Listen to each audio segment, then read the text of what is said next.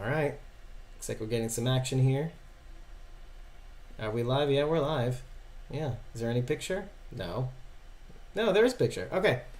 We will make you sexy laugh. But most times we go deep. Take two. We actually went live earlier to do this premiere.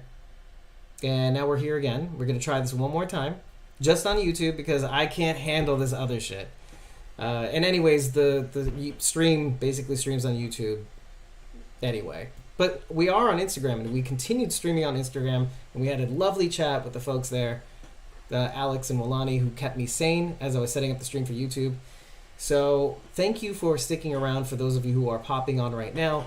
I appreciate you, and you probably here because you subscribed to our YouTube channel and you enabled notifications, so you saw a little alert saying I went live. So I'm going to try to recap everything I recapped in the initial intro, and now that I have your attention, we just had a fundraiser for Douglas Atherton, at Walking Dead Art 1 on Twitter. He'd been going through hard times, and like Alex in the Instagram chat, who helped out with setting this up, along with a bunch of lovely people, we managed to raise 85% of our $1,500 goal, on top of an additional $1,500 that was attempting to be raised earlier. So we raised a lot of money for him, and we want to keep doing stuff like this. If you want to catch the replay of that stream, you can head over to youtube.com/squawkingdead. We do still have it up. We have it up everywhere technically, but YouTube's the go-to. It's 2 hours. We streamed it just before the public airing of The Walking Dead's 16th episode of season 11. The final is full of why is it say no data? Well, I think it says that a couple times. Anyway, so this episode is full of consternation. Let's just put it that way. I had some beef, so did Sharon when it comes to Leah, as well as I had more beef with Lance's character development. And let me just say, and I say this in the episode as well, I don't give beef lightly, but I tend to not give beef if I can help it. So what this podcast is about, it's all about value-based discussions, why we love what we love, rather and what they were attempting to do if we didn't quite love it. But we try not to slander.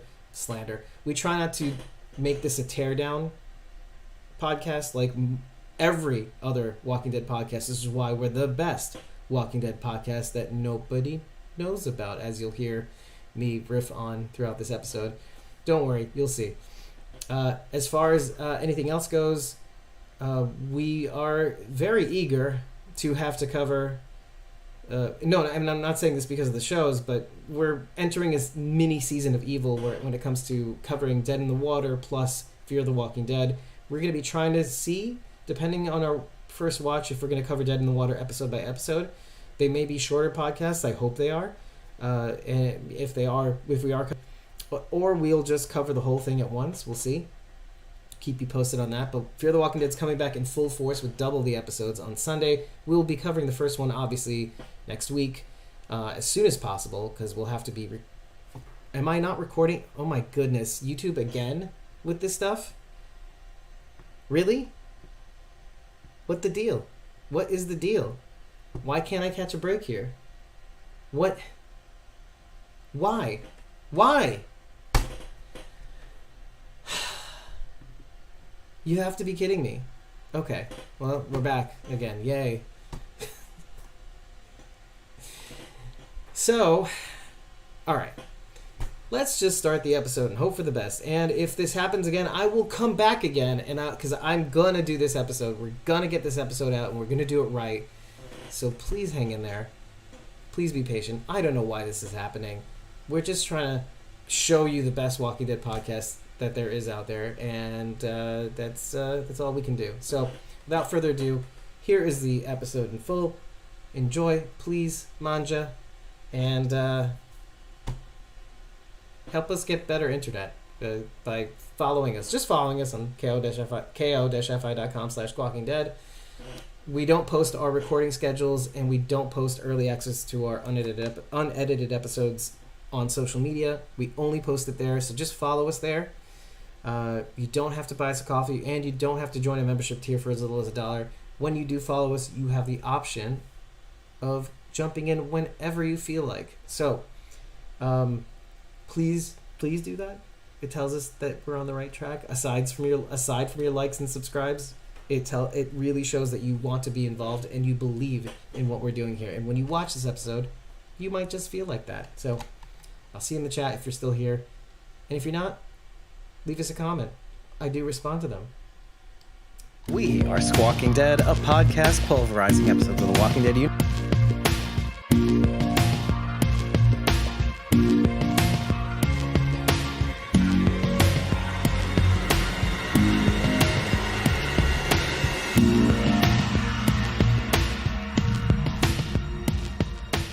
We are Squawking Dead, a podcast pulverizing episodes of The Walking Dead universe. Sometimes we give you news, sometimes we make you laugh, but most times we go deep.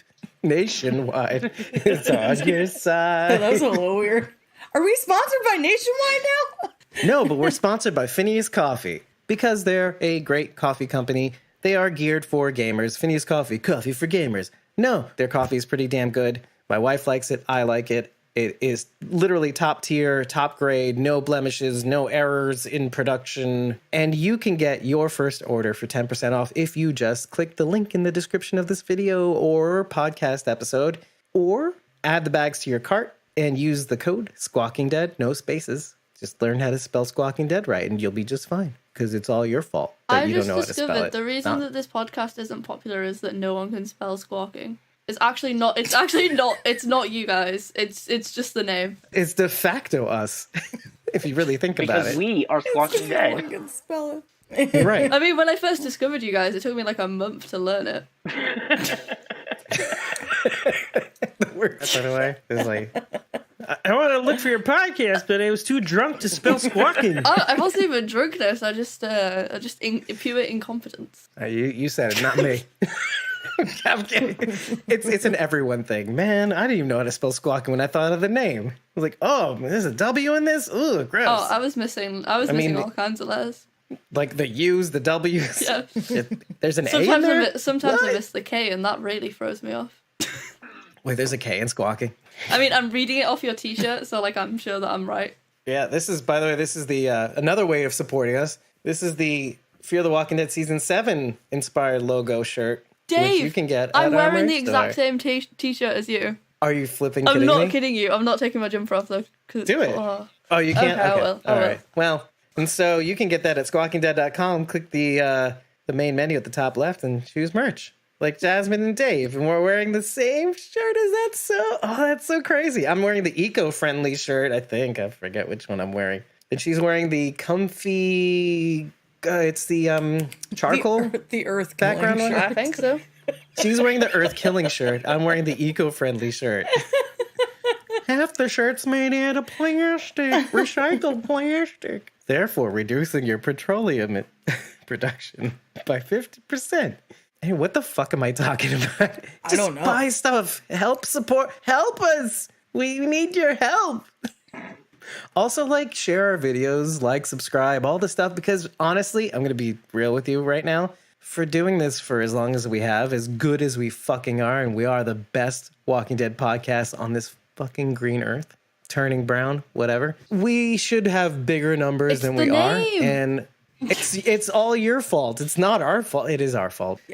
It's your fault. You need to share our stuff. It's your fault. It's all your fault. It's not the name. It's yours. It's just, and I'm going to neg my audience into not doing anything. No, you're negging them into doing it. So as I was saying in the pre-show, I was thinking to myself, I'm getting to the point where last episode, I expressed a little bit of frustration over the Lance character and how that was developing. And that was me just being annoyed with having to kind of square so many different circles and trying to I kind of like this character, but he's doing things that I don't feel comfortable with. But more to the point, this episode is even worse on that scale of things, because the impression I got of him from the start is wildly diverging from the Lance that we're seeing by the end of this episode. And the problem I have with that is, and this is my fingers crossed hope for this character, is that all the stuff that we got to see in the beginning somehow factors in. Because I'm going to say, as a result of getting a ton of buildup for the Leah character, that she kind of goes out in a whimper, in my opinion, makes me worried about the development for the Lance character as well. It's now, so before we go any further, I'm seeing faces, I'm seeing reactions. Does anybody feel somewhat the same way on that same parallel? You can start first, Charity. Oh, it's your face that's giving me the most vibes. I'm not. Okay. I can't even think about the parallel between the Lance character because I am so furious with how they dealt with Leah in this episode. Why all of the buildup of her character and her relationship with Daryl and what it meant and how it was affecting the story, and then he just comes in and shoots her in the back of the head and then's like, okay, bye, I'm leaving, peace out. Morales much? Yeah, but he wasn't fucking Morales, okay? I know. It's a totally, I know. But that's totally what makes it worse. Different relationship status. For anybody who hasn't fucking seen Game of Thrones, sorry. The way he killed Daenerys, I love you, my queen, and then while he's kissing her, stabs her in the fucking gut. That would have been way better. At least he looked at her. But to me, it felt like a character assassination. I feel like that was totally out of character for him to just come in and shoot her in the back of the head and then leave like she didn't matter at all. So I mean, that's part of my gripe. The other gripe is that they built up her character and then just demolished her for no reason. She had so much potential. How many things they could have done with her? She could have teamed up with Lance. She could have joined the CRM. I mean, anything. Can you imagine her with fucking Jadis? I'm just furious that they took who this says awesome she's dead? character and Tis wasted but a it. flesh wound. Yeah, unfortunately, it's. Unfortunately, it was fatal. I have something to say about this. One, Okay. we don't know what Daryl and Morales' relationship was prior to what we saw.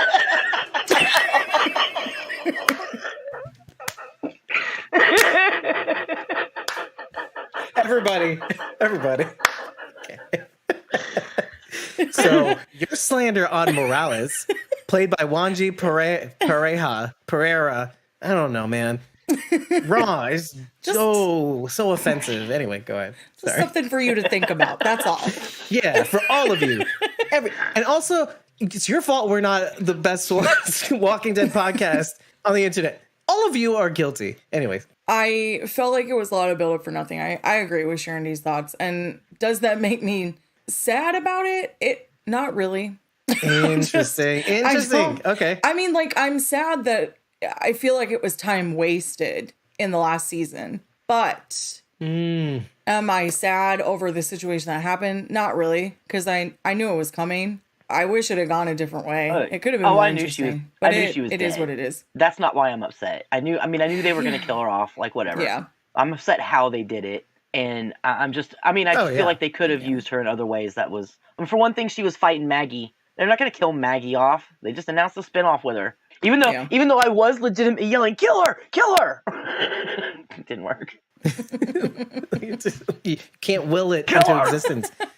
By the way, as we play Linda Peck Athens, who was fan art Lindy, ko-fi.com fan art Lindy, who was also a Survivors tier member, who Aiden, who was a Whisperers tier member and a core member of the show, stole away because she was supposed to host on this show. Everybody's screwing Squawking Dead today, especially people from the inside. For me, like, I enjoyed the Reaper's storyline at the time, but, like, it doesn't have much...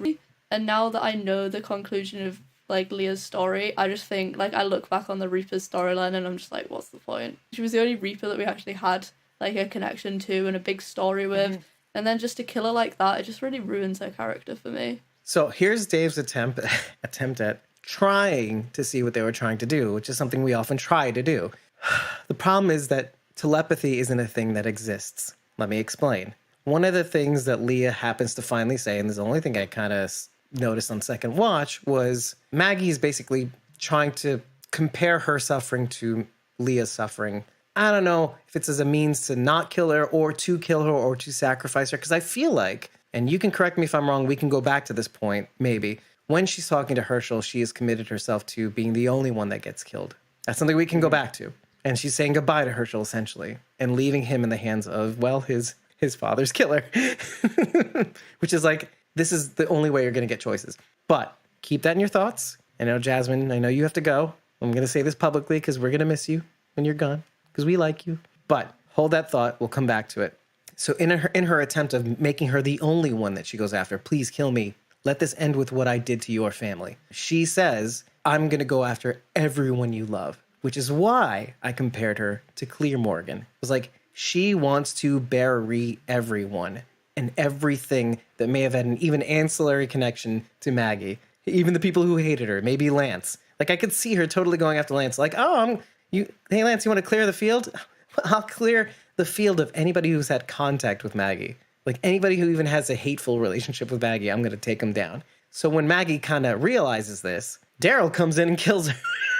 Like, the telepathy doesn't exist. Now, narratively, okay, 1 + 1 = 2. Leah gets taken out because she needs to be taken out. I feel like what they were trying to do was establish that Leah had to be stopped because it wasn't going to end with Maggie. She was going to clear the field. The problem is that Daryl's the one that ends up killing her. So that's a huge problem. And the fact that Daryl is the one to kill her should have presented more consternation, problems, issues, like within himself. Like, I feel like Daryl has developed enough as a character to actually express emotions and issues with, killing the person he once loved. We may see a little bit more of that in the next following episodes, meaning, okay, we're going to do this really fast now, but it's going to be one of those things that haunts him, kind of like the way Mercer kills his men, and it kind of haunts him. So there could be a little bit of like retreading of steps because they happen really, really fast in this episode, which is kind of why I was saying before that we got on and started recording, like, I don't know if I have anything to talk about because everything happens so fast and there's not really much to say and things just kind of happen.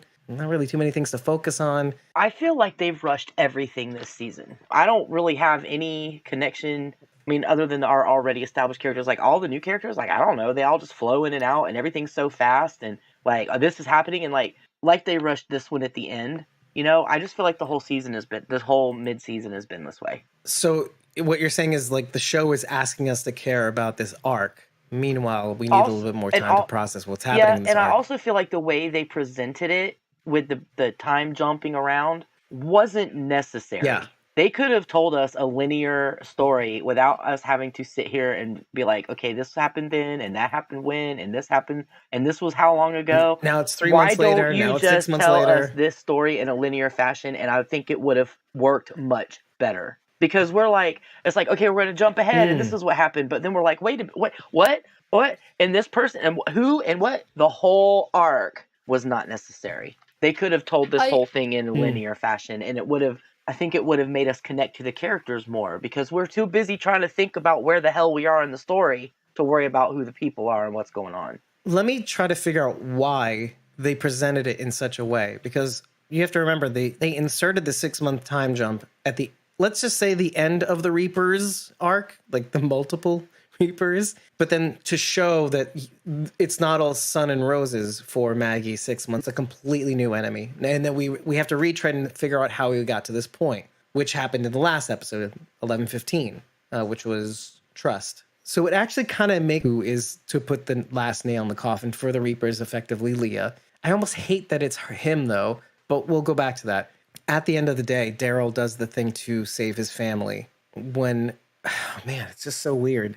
It's just so weird. Like, I'm comparing 1109 to this episode, Reapers killing their Leah's family effectively, and then Daryl not hesitating from killing Leah when it comes to his family, Maggie. So what is that going to mean with his relationship to Maggie? Like, there's just no question, right? Daryl did not hear her say that she was going to go kill everybody. He just came in and fucking shot her. No. I mean, he didn't hear all that shit. He had no idea. Well, I mean, sure, knowing her, he probably knew what she was capable of, but he didn't hear her say that. Right. It just infuriates me. It infuriates me that that's what they did. She didn't even know it was him. Yeah.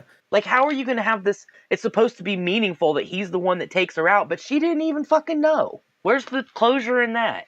Maybe it's not over yet. That's kind of like, I know I'm kind of like praying beyond hope that this has ripples in Daryl's persona and his feelings and his character. Because for all the time they staked in the bonus episodes and in the beginning of season 11, or the first trimester, to have this not have any effect is going to suck. I'll take that. I'll take any ill effects that Daryl's gotten out of having to do this. I hope they do. As not a win, but as a consolation. I just spent a whole lot of time talking about how Daryl is the real hero of the show. And he is. No, and had he not done that, she would have definitely killed Maggie. She was like pummeling her face to death. So in some respects, I don't think that like the character of Daryl made like the wrong decision in the situation, or that it would have gone down a different way of that situation.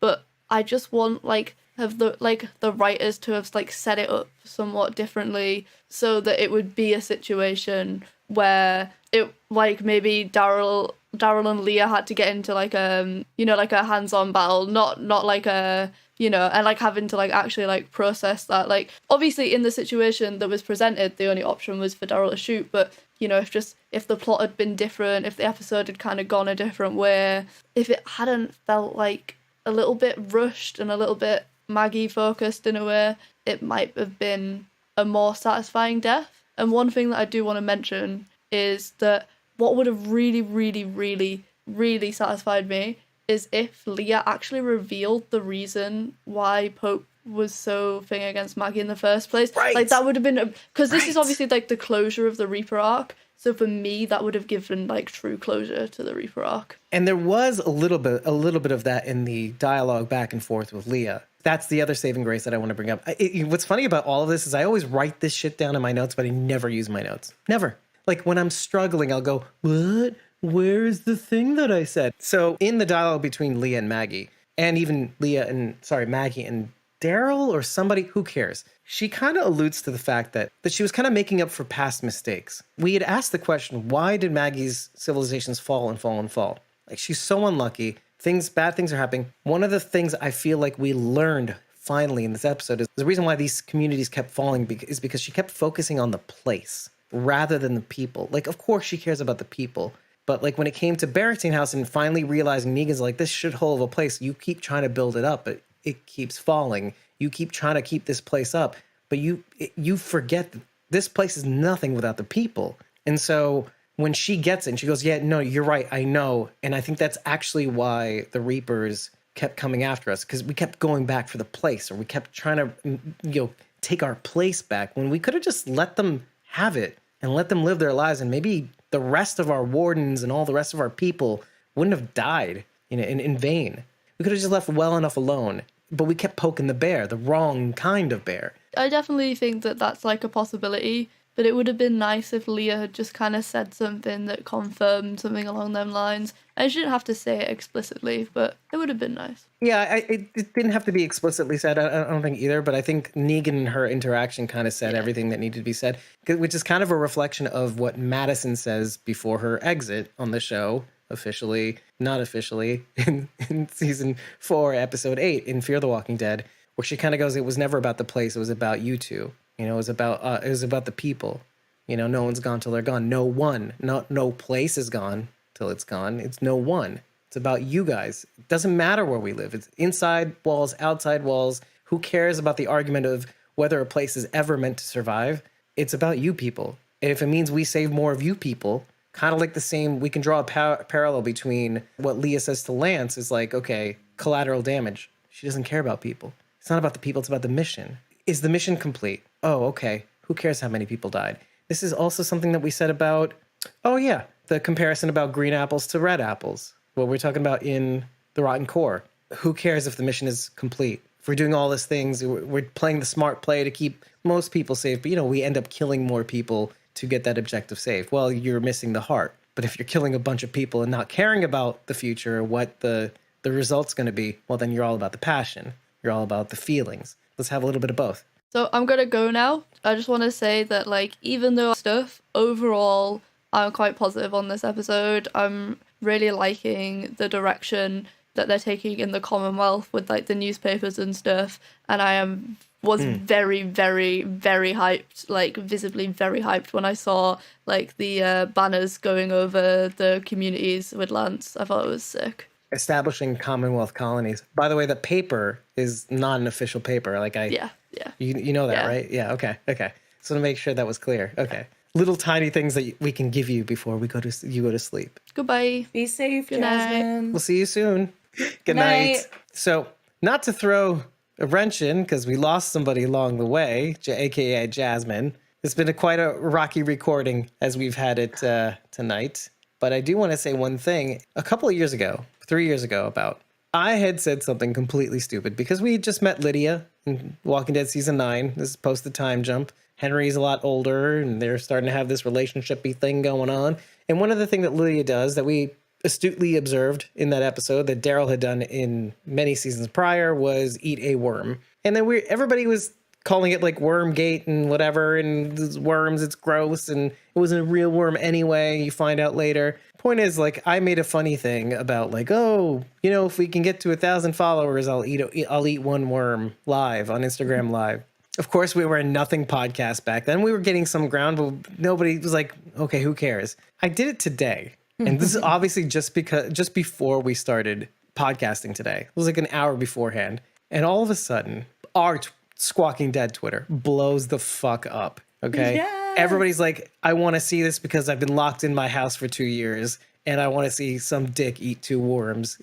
So the thing is, the challenge that was elicited was if we can get to 2,000 followers, which isn't that much in the grand scheme. Okay. We're at like 13 something right now, 100 followers. If we can get to 2,000 before the end of April, I'll eat 2 worms live. No problem. I issued another challenge in the thread, which was if you can get us to 10,000 before the end of April, I will eat 10 worms and fly out to the location of the 10,000th follower just to prove that I will eat 10 worms on live, and they will film it for us. Because if you can get us to 10,000 in under a month, okay, yeah, I will put my money down, make that mission happen, and eat those goddamn worms. Here is my logic. I stand by my claim. This is not a joke. I'm not making it funny. This is the best Walking Dead podcast on this planet. Mars, I don't fucking know. But this podcast deserves to be heard. So if that in some way reaches 5 more ears, 10,000 followers reaches 5 more ears that will listen to this show and get something out of it, yeah, I'll eat worms. I'll eat worms in whatever country you're coming from, 10,000 follower. So I issue my challenge to you, world. Make that happen. I will do whatever. I added Joe Rogan I, and said you want to see some Joe Rogan circa 2001 shit. Fear factor. So stuff. Here's hoping. You know, my podcaster dumb brain keeps thinking to myself, oh, what if, you know, you have those like little flights of fancy? We all have these. I'm hoping. Like where, okay, have you ever watched Hot Ones with Sean Evans on First We Feast? Oh, you've never watched Hot Ones? Where you eat the chicken wings while you're actually, they're asking I know questions. what you're He's talking asking about. questions. Yeah. But I've never progressively hotter watched chicken it. wings while he asks you questions or asks the celebrity questions. Oh my God, you have to watch this. What's wrong with your life that you haven't? So I keep dreaming that I should be on the show. Obviously, my stomach will pay the price, but it'll be worth it. Your stomach won't pay the price. Your butthole will pay the It's price. the whole digestive process. It starts with the stomach, works its way down out the butt. And then, like, oh, what would it be like to be on Joe Rogan's podcast? I think it would be pretty cool. I'd have a lot to say. I think, obviously, you've been He'd here. get you ripped. Oh, yeah, he would. I'm terrible. I'm terrible on the pot. Which is why I never have The it pot. on the pot. That's why I said the pot. I'm actually not that great on it. I'm not. A little takes me a little too far. It's not a good look. But let's get back to the Maggie Leah thing. Let's close the book on that because yes, I think we all felt about the same thing. I think that they were trying to give it some sort of justice. I just think that the way they put it all together just didn't quite work. There's no telepathy between Maggie and Daryl for Daryl to have all the baked in feelings that Maggie's experiencing in the moment. Like the exchange that they're having. Unless all the noises were from Daryl. Because you could hear like the kind of like knocking noises in the house while Maggie and Leah were conversing. Which, I mean, It was a long time to come in and do anything. In that little cabin, in that little Agreed. one-room looking cabin. Yeah, I assumed it was like the locusts, like slamming against the walls outside. right. I did notice that Leah hesitated to kill Maggie when she could have. Just like she hesitated to kill the woman in the basement or whatever that Daryl ended up killing. Bridget, why do you think that Leah hesitated Because that's the one thing that's the one thing in this podcast that I only want to talk about. Like, I mean, everything else is like ancillary. Like, I don't care about it as much. So you had mentioned earlier that you felt like Maggie had gone into this whole thing thinking she was sacrificing herself and she was leaving Herschel. Now, I didn't think of that to that extreme. I didn't either. But until just then. But when I was watching the second time, I noticed that she was trying to egg Leah on, Maggie was, to get her to kill her so that she could that would end it. I'll do this. I'll sacrifice myself so that you leave everyone I love alone. So I'm going to egg you on. And maybe she hoped, if you get angry, isn't Michonne the one who says that thing about, if you get angry, you get stupid, if stupid gets you killed? So I felt like that was kind of where that was going. And Leah hesitated because I think she was like, this is my gut reaction really quickly, is I want to kill her, but I'm not supposed to, because I'm supposed to be punishing her over time, but she's egging me on. So then, then the kind of lunge happened. But is there a part of her, sure, that feels something towards women, especially other mothers? Of course, we've seen it. We've seen it already. And so does she feel that way about Maggie? Maybe a little bit. I think it fights the other part of her that's so intensely mad at what's happened to her family, the Reapers, and the promise that she was given by Maggie, who then went back on that promise immediately. Yeah. There's a little bit of hesitation because Maggie's a woman and has a child. Or a mother, also, you mean? Yeah, more or less? And then is it a woman or is it a mother? I don't know. Agatha didn't get off easy either. She's not a mother, but well, and you don't know that in the apocalypse. You don't know. Whoa, damn. Right? There's a kid. We didn't know Michonne was a mom until she shared that part of her life. Ooh, that's heavy, yo. That's heavy. You'd have to share that for someone to truly know. So then, do you run into any kind of middle-aged woman and think she's maybe a mom? I probably would bank on the fact that they didn't have kids in this broken universe. It's hard to get it up. I would think. We've talked about this. On that subject, do you think that Leah felt also anger and sadness because she lost Daryl? Yeah. Well, I felt like that's kind of what she was saying when she was telling Maggie. She's like, doesn't she say it's that, but it's also something else? That made me think she was, not that she was referring to Pope and her family, but to me, that felt like she was referring to Daryl. I lost him in all of this. And we finally found each other again, which I never thought he was going to come look for me. And then by some miracle, he ends up where I am. And where is she right now? And then it all falls to pieces. Is she in their cabin, in the Find Me cabin? I thought so. That was where I thought they were. I thought so too. Mm-hmm. Which is the only reason why Daryl found her. I mean, essentially, right? Okay, so let's talk about that a little bit more. So I even hate talking about it because I do like her. I do like her as a character. I'm sad that she's gone. I'm sad that all that buildup kind of just felt like I'm going to say it, kind of felt like it was for nothing. It was underwhelming, like Alden was underwhelming, just like this was what the buildup was for.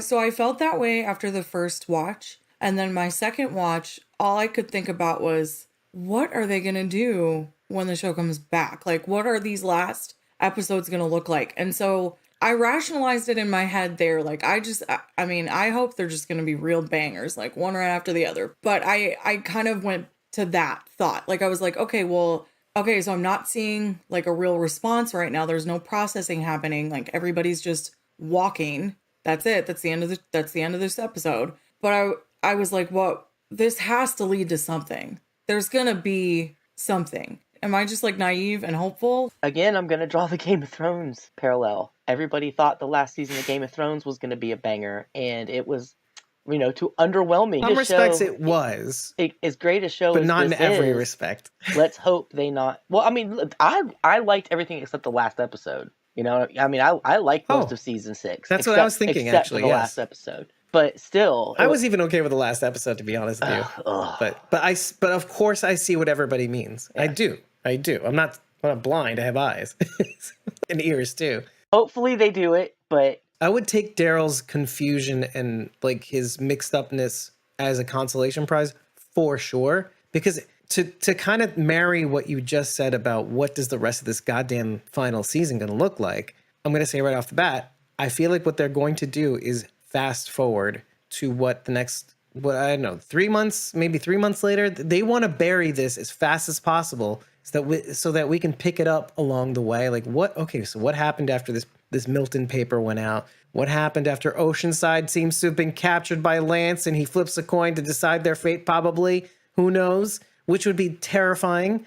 I don't know. Or maybe it's not as bad as we think it is. And then Daryl. What happens to Daryl as a result of killing the only person that we know of, or, that is canon, that he has loved? What effect has that had on him as a parent, as a person in the world, as a defender of the Commonwealth originally? Is he able to go back to the Commonwealth? What does his journey look like? I would like to see that. I want it to be pornographically torturous. No, I'm kidding. I want it to be exploratory. This character deserves more. Across this series, he has been the one character whom we have put on what we assume who this person is. He does little, and we attribute to him a lot of what we think is this character. He doesn't show a lot of his own personality. He kind of just shows in his actions, and we kind of layer on what that means. Usually, he is whatever we think he is. Like, meanwhile, he could be, he does nice things. He does great things. He's a hero. He's a good guy. He does it in his actions. He doesn't brag about it. He doesn't do this, doesn't do that. He's kind of gross in some spots, whatever. But then eventually, right? Like, what the hell's this shit about? Licking your fingers and wiping it on what is his face's shirt? I forget his name. Patrick. What is that shit? Yeah, right. Patrick. Like, okay, there's no way to treat somebody. It's very rude. Anyway, so my point being, like, until like around season 9, in my opinion, like, you get suffering, you get this and that, but you don't really know what he's thinking. You don't really know what he's feeling. Around season 9, you start to get, like, he's being verbal about his desires. Like, oh, I liked it better when we were just a few of us, blah, blah, blah, blah. And then, like, you don't hear anything. And it's like, I was trying to tell you, Rick, and you weren't listening. But then, like, you get to this season. Oh, I'm a father. I have kids. I love these kids. Whatever. Don't touch my kids. Like that kind of like, okay, I am stating clearly what I think and where I want to be. Commonwealth is great. So I want something more exploratory here. I want a payoff here. I want a little bit more on what he's feeling about having to kill the only person he's ever loved. I want that. I do too. That's what I'm hoping. I mean, I really do. I want him to have some kind of reaction to it. Otherwise, I'm just tortured.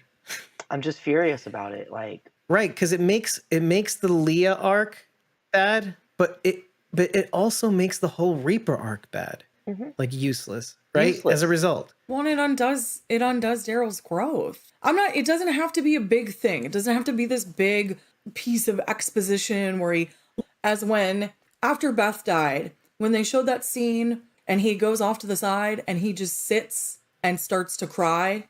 Like, it could be as simple as that, because that's how Daryl has always been. Even though he's grown and he's been able to share a little bit more with the people that he's really close with, even if it was just that, I would feel better, than just having it hanging. I wonder if this will create a divide with her on some level for that. Wow, I hope not.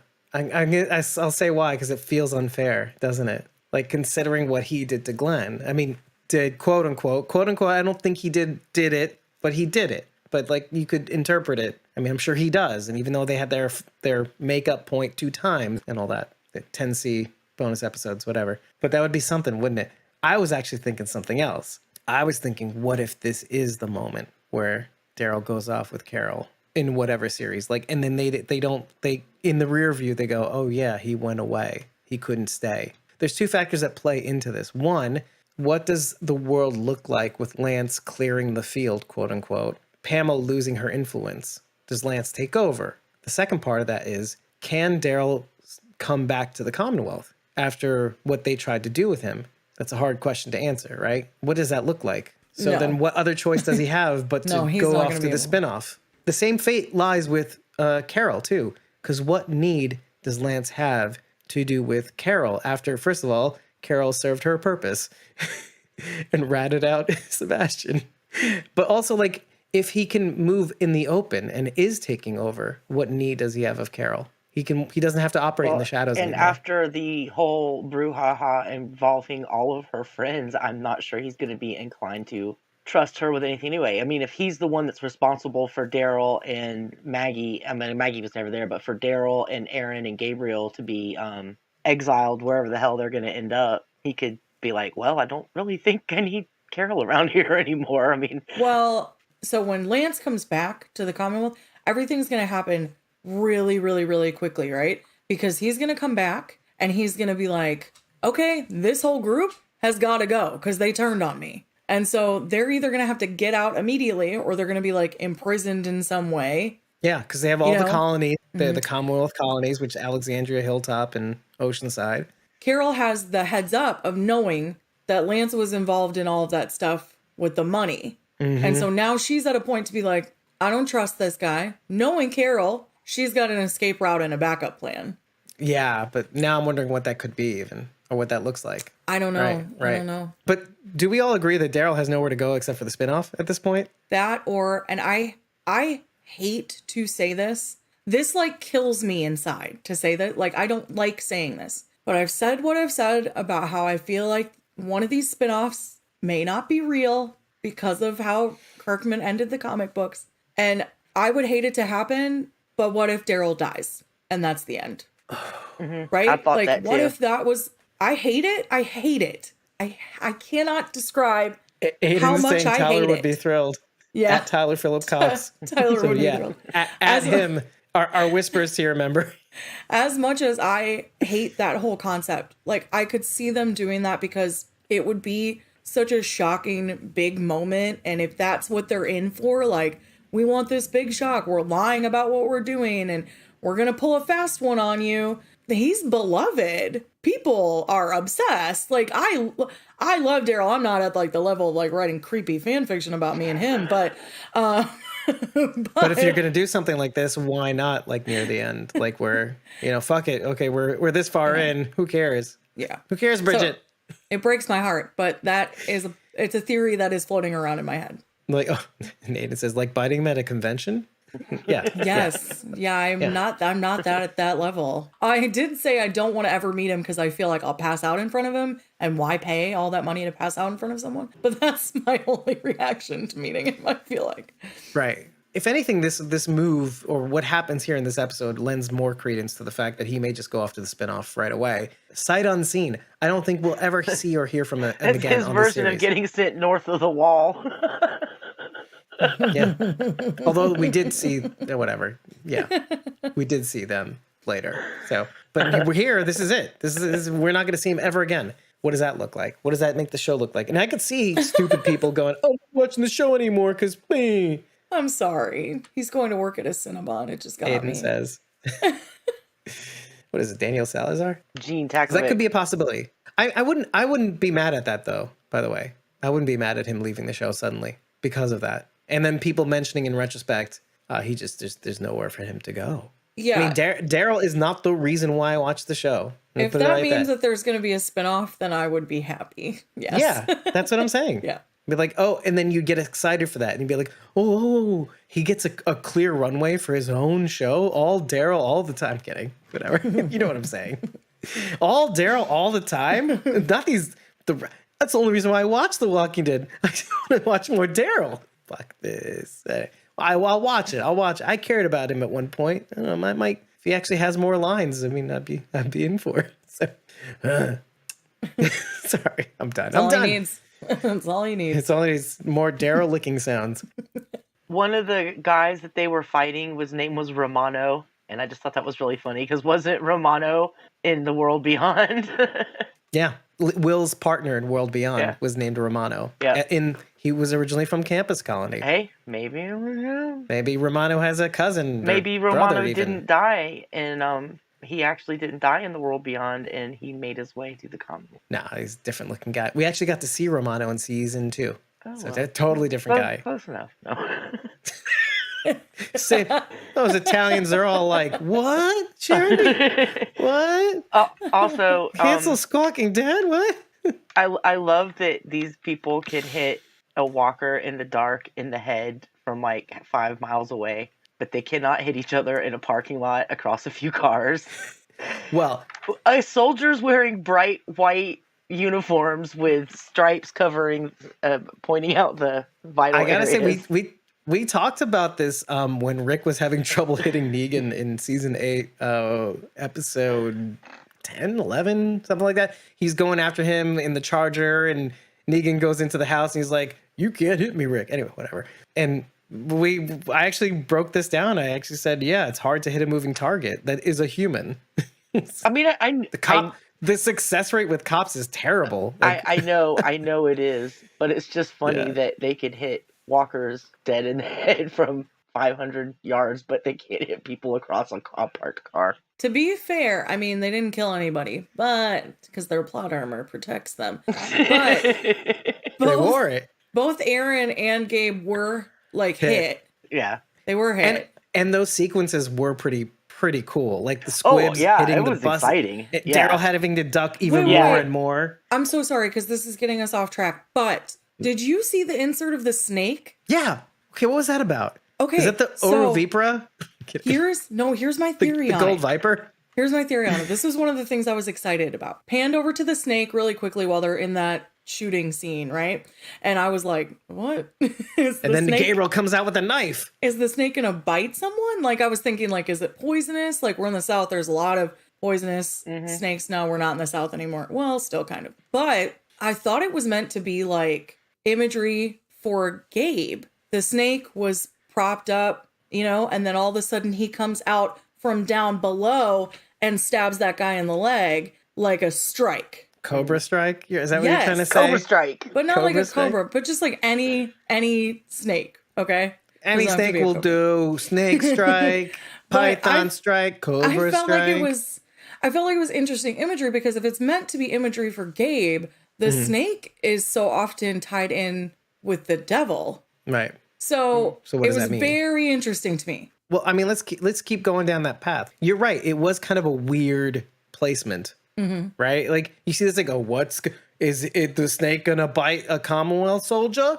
No, it was just there. What is that for then? This whole okay. Can we real talk? Can we come in a little closer? I'm gonna come closer to the camera because I just want to feel like I'm talking like to my friends on the side here, even though all of you can hear me. Something was off. This episode felt off. This is like the first time I'm giving you the real talk. Just almost everything felt off this episode. Do we agree with that? I'd be interested to see what like an unedited version of this would be, or like a director's cut of this would have been. I think what happens in this episode, I'm fine with. Like, look, on paper, sounds great. Action sequence, that like the one we were just talking about, except for the randomly placed snake, which to me, it was done so ham-fistedly. Do snakes eat cicadas or locusts? Because I kind of see the Commonwealth as the locusts. They descend them, right? Or devoured our group in general, brought them into themselves, right? So maybe the snake is our group, and it's our group because that's the scene where our group takes out the Commonwealth soldiers. I really like that parallel to the Commonwealth. I teach the Bible sometimes to people with my job. So I looked into which plague number it was because I was curious as to which number the locusts were. Some Old Testament shit. Yeah, it was the 8th plague. During that sequence of events, the Pharaoh was saying the Israelites cannot leave. It's almost Passover too, by the way, which is kind of great. Yes, they're my slaves. I'm keeping them, and you cannot take them with. And so, Moses would go to him and say, let my people go. And the Pharaoh would say no. And it happened over and over again. Every time he said no, a different plague hit. And so I saw that parallel of like, our people need to get away from the Commonwealth and they're not being allowed to. Because there's so much biblical stuff in this episode with the locust and the snake and it's called an act of God. And, so it's like there's this whole biblical thing going on. Negan mentions God like in it. So I saw that parallel, but I like the parallel of the Commonwealth being compared to the locust too. I think that's really cool. So there's several different routes that you can go that kind of all end up, with the same thing, that because locusts come in and destroy everything. You're right. They eat up all your livestock and not your livestock, your crops, and then you've got nothing. Crops, right. You've got nothing. Yeah. So just to answer your question from earlier, copperhead snakes in particular eat cicadas. They love them. It's one of their favorite meals, too, as I'm reading the Baltimore Sun, Maryland. So we're obviously in the right place. And there was the Brood X that emerged about 17 years ago, which prompted the movement to eat more cicadas, for humans to eat more cicadas. God love us for being so. Like, remember we talked about that a little while ago? Yeah. I was so annoyed by this in the unedited episode. For those of you who should watch that goddamn, because I say stupid things that never make the cut. That you should definitely listen to cancel me. I can easily see what you're saying makes sense about our team. Basically, oh, we live on this. This is our bread and butter. Commonwealth, what are you doing? They even say clear the field, which is exactly what locusts do, is clear the field. And then we cleared them. Mm-hmm. The snakes. Yeah. I mean, there's also like hints of like the wine. Why I said Uro Vipra was, it was one of the wines on the list of wines that, I was going to say Melissa McBride, Carol Pelletier picks up in the wine shop where she gets the wine for Lance. And Chateau de Devoumont is the one she actually ends up, the Devoumont is the one she actually gives to Lance, but one of them is that Gold Viper wine. And so there's that imagery. There's also the biblical imagery that Gabriel is always conjuring up, and who's the snake in the grass? Who knows? But obviously the conflict of, was it the Garden of Eden, the snake, the apple again, which we talked about for a little while in the last episode. I can't remember. And what was the context of that though?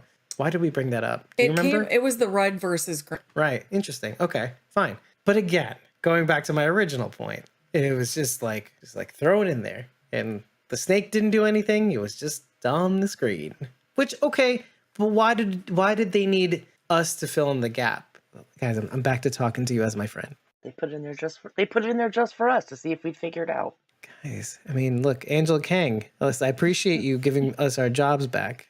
She's trying to reach out to you, Dave, to see if you can solve her ciphers, and then you can be with her. Two seasons of complaining, and now she's like, oh, okay. Oh, you want to break down it? Oh, you want to do the inside of the episode, David, of Squawking Dead? Here you go. Give me something to work with over here. And you're just mocking. Now you're just doing this for us. You're just making this episode suck. I'll say it for us, right? Is that what it is? It's not about your audience. It's just, how can I give Dave the most angst and what is it called? Like a conniption fit over this episode. Okay, but before we move on from Maggie, please God, when she's in the woods at night and the walker is coming at her, and she waits until it gets right up to her face before she stabs it and quietly lays it down, you know what I was thinking. You gotta lay him down quiet. Gotta lay him down quiet. Can't let the boys hit the floor. Rachel was making fun of. Oh my God, it was so funny. Who was saying this? It was Iris was killing the walkers, and Felix is like, you gotta lay him down quiet. But he's like, you gotta lay him down quiet. Oh yeah, I do remember that, watching it and being like, why is he? But you're loud though. Lay him yelling. But and then he drops the walker on the ground. He just drops it on the ground. You gotta drop it down quiet. Then he throws it on the ground, and then it actually bounces. And it was fall because you hear all the dried leaves. Anyway, so it's the first thing I thought of when she did that. It made me laugh. Honestly, I was too. One of the few things that I actually liked in this episode. Like, I hate everything. I hate that Marco dies in this episode. But you had to know that the dramatic was pause. As soon as he had a lot of lines lately. That's somebody we're starting to care about again away from us. Aiden says Stevie Wonder saw that one coming, Dave. So, yikes. I don't like what you just said. Okay.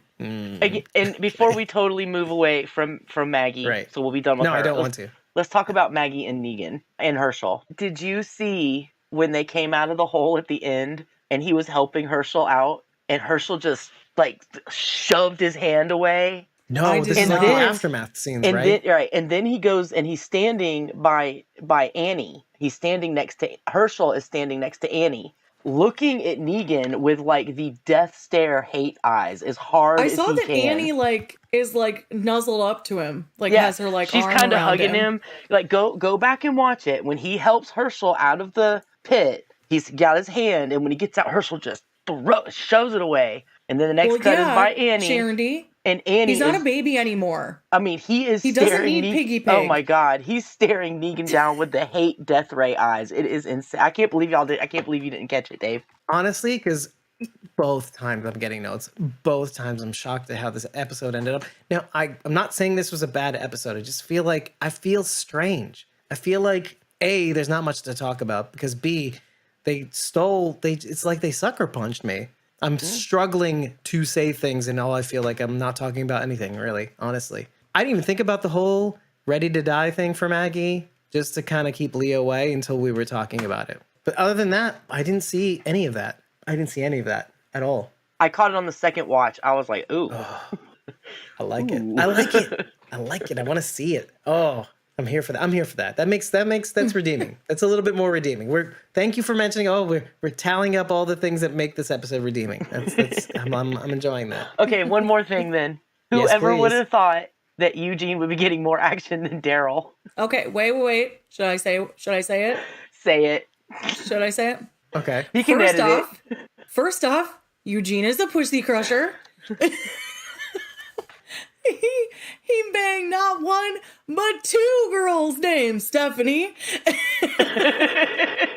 Didn't we say this? Who did we say this about? And I was just like, why don't we talk about this more? Father Gabriel. Yeah, I remember that. Okay, the two most hated people at first characters in the Walking Dead universe, probably, Gabriel and Aaron, and they crushed the most pussy in the series. I mean, Rosita is obviously on top. Gabriel and no Eugene. apologies.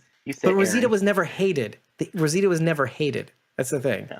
Only by women who are like, she's just like a slut. All these men. I'm like, I'm out here. This guy's the feminist. He's like, bitch, why you be slut shaming? All y'alls. And so like, okay, we move on to Gabriel and Eugene.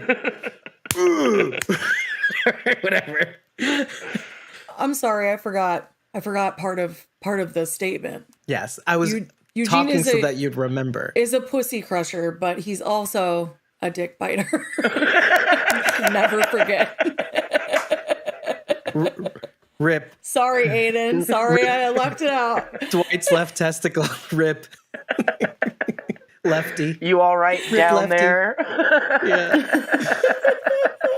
Aiden, why did you say, speaking of that pit, Elijah better stay away from Lydia? Why is that? Go ahead, Aiden. Oh. Because she's mine? He claimed her.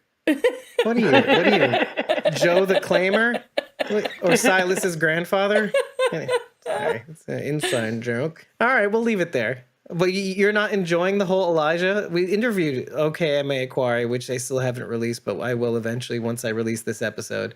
He was very sweet. He's a very sweet guy. Bridget was the one who did it, who interviewed him, who did it with him.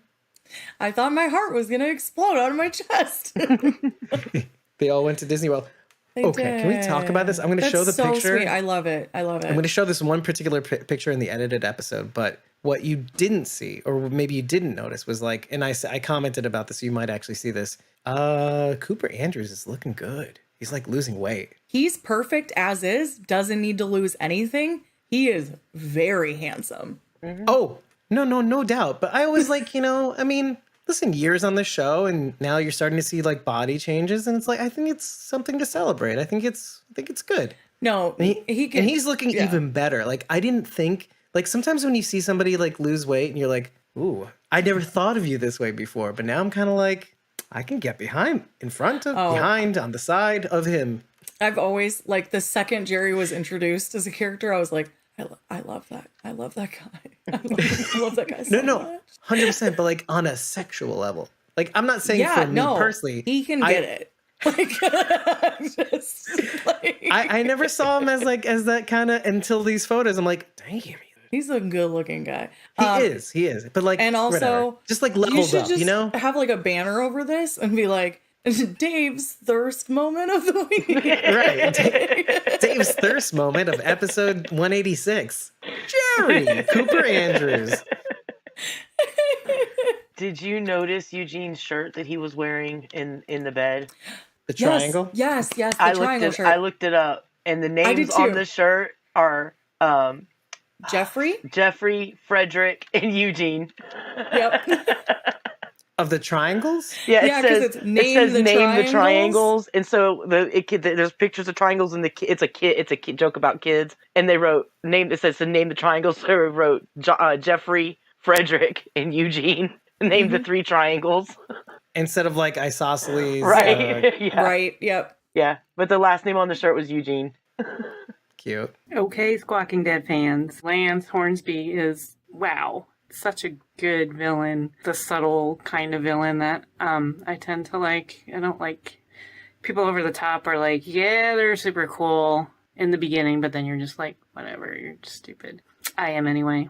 And some say Negan was over the top in the beginning, but I don't feel that way about him because he had some over the top moments, but then he had the personality and charm that kind of added to his mystique, and then you could tell he was a good guy, kind of like when Brian, the governor, was Brian for a little bit, and I was really rooting for him to like turn over a new leaf because it showed that he did have some humanity left in him. I haven't seen that in Lance yet, but Lance with the coin flipping thing is reminding me of 2 other characters in the world. Harvey Two-Face was the first one I thought of. He seems to be going in that direction where he's going to start making decisions on a whim. The other one that I just thought of today is Anton from No Country for Old Men, which is creepy because he really creeped the fuck out of me. So Lance is doing his job as an antagonist, and Josh Hamilton is just freaking nailing this complexity and nuances of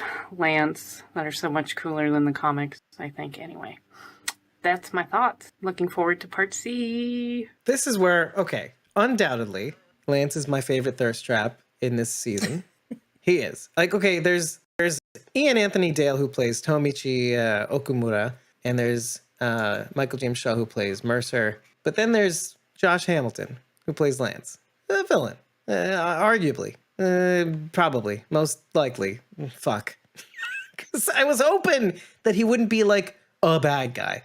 Like, usually The Walking Dead, like, the bad guys are kind of, but, you know, if you saw it a different way, they're kind of gray. What do you guys think is happening here? Because, and I mentioned this in the beginning, this episode makes the Lance character even less understood. Kind of like the way what happens at the end to Leah, it kind of makes the Reapers as a whole arc or villain type mean nothing. Lance turning out the way he does, or saying, now we take it all, which is kind of like denoting, okay, now we're in this imperialist phase, because now we want to make the Commonwealth look like the United States, like kind of like we were saying in the last episode with the little politics, and we said it in a couple episodes before, like, oh, okay, imperialism bad, colonialism bad, but it's kind of more annoying, like where Linda is seeing like an exciting, nuanced descent into evil. I'm kind of like, I'm just more confused. We saw this kind of amiable, like, okay, I understand why he might want to do this. And we've even said Lance is the one thing keeping this Commonwealth up where Pamela's system is not working. So where does my sympathy go if he's coming after our characters? Where does the nuance go? Where do all the things that we discovered about him actually keeping this fucking thing up? Where do all those feelings go if they're being clouded by the fact that they're trying to kill our people? Actually, how did you feel about Lance from the start, and how do you feel about him throughout? And by now, I believe we've referred to him as a weasel, a snake. Has that changed throughout the episodes? No. For you, There was that one episode where I felt like, he is a great character. He's very interesting, and he feels really dynamic. But you still feel that way after this episode? Yeah. Okay. Yeah, I still hate him. No. The whole dynamic and interesting and nuanced. I think he's still interesting. So here's where I land on it. Like, I'm not. That's the thing. So okay, go ahead. So he obviously likes to have control over things, right? Very clearly. Mm-hmm. And he's often the smartest person in the room, at least previous to like what we've seen. That he's even if nobody else knows it. Yes, that he's been able to like manipulate situations to make it work out for him. Now, I think this meeting our group, I think he thought they were going to be another group of big walking dum-dums. And I think what ended up happening is he's gotten so beyond angry about that, like so irritated just at like the basis of that, he's just snapped. I mean, you saw him in one of those last before they go to Oceanside, but when his face is cut and he comes out and he just looks like wild-eyed and crazy.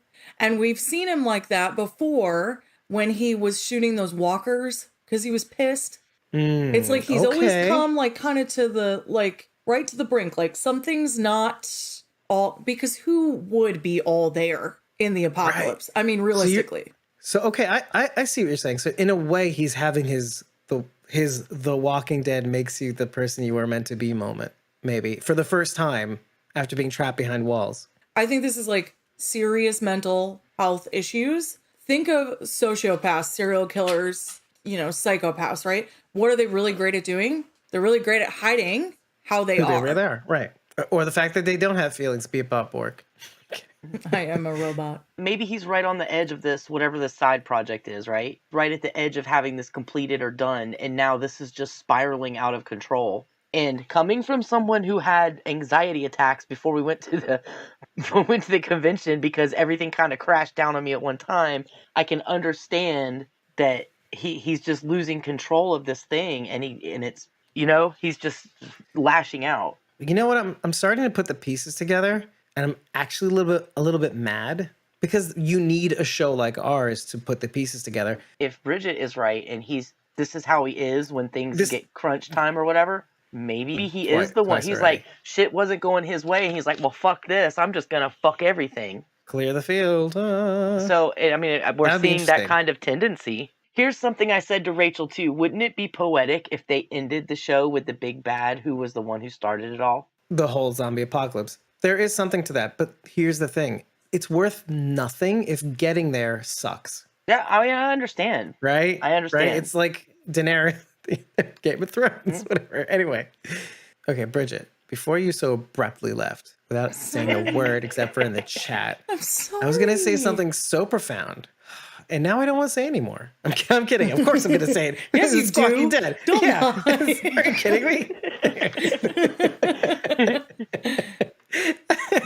Okay, so here's the thing. And maybe we can all agree to this because it actually kind of makes this part of the season make a little bit more sense. What if the project that Lance was talking about the entire time on the side that he needs guns for, the destruction of these other colonies, these hick towns, these hick communities, all along. And all that the stealing of the guns that Leah did was getting in the way of all that. That's all it was. He didn't have to say that thing on the side over there. Motherfucker could have just said it so that we could understand what the whole point of the fucking project was. So that we can care about it. And we care that somebody's meddling and getting in the way. You know what I mean? Like, oh, your plans just don't seem to work out to kill our people. Because Leah got in the way. And then it makes us kind of like feel like, okay. But then he finally gets what he wants. Hilltop is gone. It's been destroyed because they care more about the people than the place. Alexandria is jumping ship. We don't know what the fate of those people that were left behind. And then we actually see that they have Oceanside people in captivity, which I like the fact that there were some men amongst them too, which shows that they've grown as a community to accept men in their community. Yeah, and they were ditched by everyone else because everyone else knew what was happening. And Oceanside was left to defend, defend for themselves. Which is what I was saying. What was I saying? Oh, you want to hold out for Maggie Rhee? Just fucking join the Commonwealth, you dumb fucks. Mm-hmm. You wouldn't have to deal with this shit at the end. Maggie ain't gonna save you. How crazy would it be though if they were all gunned down? Oh, that was what I thought. I'm like, holy shit, he's gonna execute all of them. Like the men were, at the beginning of their whole story by the saviors. Well, after accepting men into their communities and into their ranks, and now they're lined up against the women, and now there's no exceptions with the Oceansiders all over again, except now they're all, not men and women are going to die. But which, okay, again, knowing that this side project that Lance was talking about with Carlson, that Leah hijacks, that it was all about clearing these communities all along because they failed, right? Because Lance gets rejected by Maggie. And this whole project was to make up for that mistake. His ambition always gets him carried away, right? Doesn't that make more sense when you articulate that project in that manner, the caravan of guns? Doesn't that make everything that's happened in the season make a little bit more sense? I mean, everything doesn't have to be cryptic. for cryptic sake. I mean, all I can say in their defense is maybe we're going to get some big, huge explanation in the next, and they wanted to keep it a secret till then. But this is something I was complaining to There's Rachel 3 words about. for you. Pope marked you. Pope marked you. Isn't that like one word? Well, Pope marked you. Now you're just being offensive. Okay. Okay. No, but my point is that like we never really. I mean, she articulated it in this episode a little bit, like, oh, it was. I could have walked away, and maybe that's why Pope went after me and decided to decimate me. But at the same time, so there's an answer. I like that answer. But and even then, for most people, that's going to fall flat, right? People are like, oh, is that the answer? Oh, is that the answer? But even then, the fact that you don't accept that as the answer is already bad. I was saying, Rachel, I was complaining to Rachel on it. I was like, is the way they've done this season, if they were this rush and crushed that they can't explain or at least articulate what's going on, then why didn't they just make another half a season and make a season 12 instead of doing 11C? Why as much time as they did to do that? And they did. They had so much time after the bonus episodes to flesh out the whole of season 11. Let me just tell you something about my personality before we continue. In my waking life, sometimes I need to vent in order to come, because my venting, and I think this is like the same with you, Sharon D. Sometimes you just need to get it out so you can come back and say, look, I don't really feel that way. I just need to get this out of me. Because half of the time it's me not really being serious, and half the time it's me just being like, yeah, I am frustrated, but I'm extra for TV or something like that. But for me, it's kind of like, you love something or someone, and you know they could do better than this. So like you're the overachieving parent. You're like, come on, where's that A+? Like the episode is still an A, or I don't know. Let me just be true to my feelings in the moment. It's still like a B-, but which is not bad, right? It's passing. It's pretty good. You can't win them all. We found the episode where Dave loses his shit, really. Like most episodes, Fear the Walking Dead changes. I was jarred by the changes in Fear the Walking Dead. I was. But I found a way to see what they were trying to do. This episode was just kind of like, what happened? Guys, what happened here? Do you need 2 episodes to kind of fix everything? Fix everything that... Is there going to be like an episode you're going to throw on the web only to kind of backtrack what happened here? Is there an extended episode somewhere with bubble pop-ups to explain what happened here because you couldn't do it in the episode? I'm sorry, they're bringing back VH1 pop-up video. They had that for a little while, though. But do you remember for the on AMC, they included the little pop-ups with factoids and Easter eggs during the watch? Yeah. I meant every word of my rant about June and Morgan. I meant every word about you being Morgan. Of course I don't. A little bit. Of course not. I would never stoop, even if it's true, I would never stoop so low. I did get him in the fucking personality quiz, the Fear the Walking Dead quiz, so whatever. So whatever, we all lose.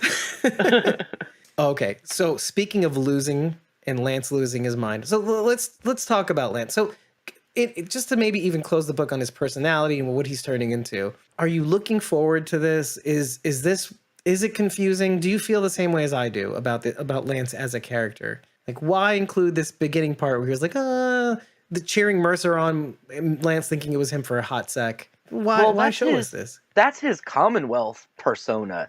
His Commonwealth on in front of everybody persona. We're seeing the real lose his shit, be crazy Lance. What he was meant to be, right? We're seeing the real Lance out in the outside. Remember he told Carol he was better in the outside? That's why, because he's fucking nutty. And you have to look at all this buildup, right? Isn't this the reason why everybody thinks he's so interesting? Why, as Aiden said, he's like one of the most talked about characters in our season? Blogs, essentially. Yeah, like, don't you think that's why? Because of all of this. If there was no development, if he had just come out and all of a sudden he was crazy, you'd be like, who is this guy? And oh great, another one. And like, who's this? He's been 16. Is this his 17th different somebody? Okay, I can accept that. It's just, I kind of just take a person, you are who you are here as you are now. Commonwealth bringing it out there, no worky work, maybe. Is that maybe where we're going with? Because like you have to understand, like he rose from the ranks in a world in which he had everything against him, and he used his ambition to kind of get what he needed. Similar to Carol moving up in the ranks really quickly in the Commonwealth, knowing exactly whose bread needed to be buttered to get what she wanted. That's Lance. That's his story, told through Carol. But that don't work out there. You're a different person. And what does that look like? What does it look like to be the kind of person you need to be with all that ambition out in the real world? It looks kind of like what people have been saying, the governor, maybe. You're all wacky pants. But you feel what I'm feeling. Like, it's just weird and jarring to see that, just like a switch. Even in the Commonwealth, you see a gradual bit of that, but you don't. You see like a worried Lance twirling his coin. He's not like a Lance like willing to shoot somebody in the head. And even like the soliloquy he has, or like his little dialogue between he and Eugene, that was what I thought we'd see more of. Oh, we're trying to save you. But that was in the Commonwealth, right? I mean, outside of the gates, I think the stress and the strain has just broken him. He's broken snapped. him. Yeah. Okay, I'll accept it if we see more of that shit. Because I'll get used to it. That's a problem. I'm pretty sure that getting shot in the face is not gonna make him any less crazy. It might be the thing. Well, it is like the governor is like Michonne putting glass in his eye or something like that. So Aiden, to kind of list his points about like these hick people or hick communities being actually useful. Abraham Ford led the construction crew. Maggie became Deanna's assistant. Rick and Michonne constables. Sasha the guard was either nurse with Pete. He has no idea what these hicks are capable of. Hicks in quotes. Lance is capable of. And that's a little scary. There's no knowing because he's so nutso. He's pulling the Saul Goodman. You have no idea what I'm capable of. More parallels. So that Aiden brings up this Pamela storyline is also reminding me of Negan's in a way. Well, how so? Because I want to go to Pamela next, actually. So Max, I think, in an effort to kind of humanize Pamela, to gauge her involvement right now, I feel like she was trying to see how far Pamela's influence goes. Like, is she a part of this? Is she not a part of this? I feel like the result of that conversation is her seeing, oh, she's definitely not part of this, but she's definitely not part of the solution. You're talking about Max asking Pamela about the scholarship? Yeah, about the telling, by the way, $50,000 figure, which is about the amount of people in the Commonwealth. So my feeling on that was that Pamela was genuinely concerned about Max and was asking her, like, how are you doing? Like, if we can't tell each other, like, who can we tell? Like, if we're going through something. And you see Max pauses and looks down, almost like out of regret. Like, I don't want to go behind her back. She cares about me. I care about her. We've worked together closely. Then it's almost like she's like, well, here's how I'll know. Here's how I'll know if she's really going to make the changes that need to happen or if she's just going to be a part of the problem. Right. And then she asks her, what would you like? I have an idea for it. I really would want to do a scholarship for less fortunate kids. And she's like, oh, no, that money has to go back into that fund. And so the fact that she didn't even really want to hear it, she's like, yeah, thanks for your out of box thinking. Like, very diplomatically. It was really condescending. Like, yeah. I thought if my boss had said that to me, I'd be like, oh, okay, well, good for you. Well, yeah, that's a very what I mean is it's a very diplomatic way of saying, no, I don't want to. Yeah. So that to me was like Max testing her, I thought. Yeah. I even wondered, is there even $50,000 to do that, or has she made up this whole scenario? Giving her a chance to do the right thing. Yeah. Right, for a hot sec, I almost thought it was real, and they found Sebastian's money and they gave it all to, you know what I mean? Which explains a little bit why he comes in later. Maybe they did. Right. I'm not saying yes or no, but the thought occurred to me while you were talking, like, oh, where is this money? Is it real? Did they find Sebastian's money? Whatever. Sebastian was very drunk during that, right? Is that what I was supposed to be getting out of that? Yeah. Okay. Yeah. That's what I thought. I will get to that because I do want to talk about that, but I actually kind of almost felt weird about Pamela. On the one hand, I feel like I'm like more ambivalent than I am like, fuck her, I feel bad for her, almost. We talk about maybe Pamela and her privilege all the time, but we got a glimpse into how smart of a person she is. However, I feel like she has enslaved herself to the system. Now, of course, it doesn't hurt her because she has the rights. She has a lot of privileges and stuff like that. We can all agree to that. I feel like it's also made her not be able to see the problems for what they really are, or listen to the plight of people for what they really, or like even think for a hot second, oh, they're just complaining. It works for most. And to her point, yes, it does work for most people, the overwhelming majority of people. However, I see a person who's unwilling to change because of how long this system has worked. I feel like she's forcibly chaining herself to this system. So when Max brings up an out-of-the-box idea, a thing that we can maybe try that might improve things for people, I think she automatically is afraid of that change and what that might mean. What if we can't have this party as fantastically as we have it? What if it changes the system to the point where it collapses? I think it really does keep her up at night. If we deviate from this plan, things might collapse. So she's practicing that speech at the beginning of that scene, and she is yet again talking about how the community was founded and how we're such a shining light and how similar we are to the world we knew before.